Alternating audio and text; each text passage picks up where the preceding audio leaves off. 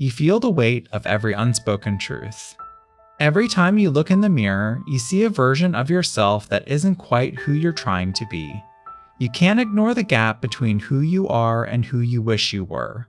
It's not a failure, but it feels like one. You know your flaws, your fears, your patterns, all of it, all the time. It's not happiness you're holding on to, it's the ache of knowing exactly where you're broken and why. It's in the way you overthink every conversation, second-guessing your words even after you've said them. It's in the way you hold yourself back, not from fear of failure, but from fear of being seen as you truly are. You don't want to expose the parts of you that are messy, jagged, or uncertain. You know yourself too well to be careless with your own heart. It's in the quiet moments of loneliness, even when you're surrounded by people. You feel disconnected, like you're watching the world from behind a glass wall. You can hear the laughter, the conversations, the warmth of life, but you're not in it.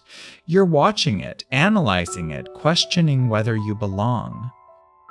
This is not a sign that you're broken. It's a sign that you're aware. The pain you're feeling is the price of being awake. Self-awareness is not a luxury. It's a burden. It's the weight of knowing the parts of yourself that others don't, and the courage it takes to carry them. It begins in the quiet corners of childhood. You learned early on that vulnerability was dangerous. You watched the people around you hide, suppress, and deny their emotions. You mimicked them, not because you wanted to, but because you feared the alternative. You learned to mask your true self, to keep your inner world hidden, to protect yourself from being seen as you truly were. Over time, you built a wall, not of stone, but of silence. You stopped speaking about your feelings, your dreams, your fears. You learned to listen more than you spoke, to observe more than you expressed. You became a mirror for others, reflecting their truths while your own remained hidden in the dark. This is how the shadow forms.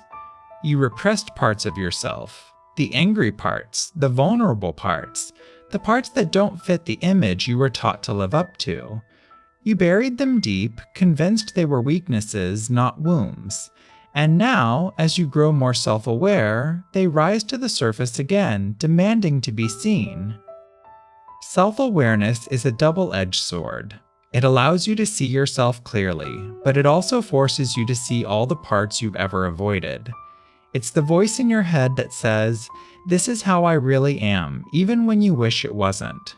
It's the part of you that knows the truth, even when you're afraid of it. You begin to understand that your pain is not a weakness. It's a sign that you're alive, that you're growing, that you're seeing yourself in a way that most people never do. It's not a failure to be unhappy. It's a sign that you're finally honest with yourself. You're not failing to be happy. You're failing to be okay with the truth of who you are. This is where the reframe begins. You start to see your self-awareness not as a curse, but as a gift. It's not that you're broken, it's that you're aware of your own brokenness. That's a rare and powerful thing. It means you have the capacity to heal, to grow, to change. Not just the parts of you that are broken, but the parts of you that are whole. You begin to see that the pain you feel is not from being self-aware. It's from being human. Every person who has ever lived has had to deal with the discomfort of knowing themselves.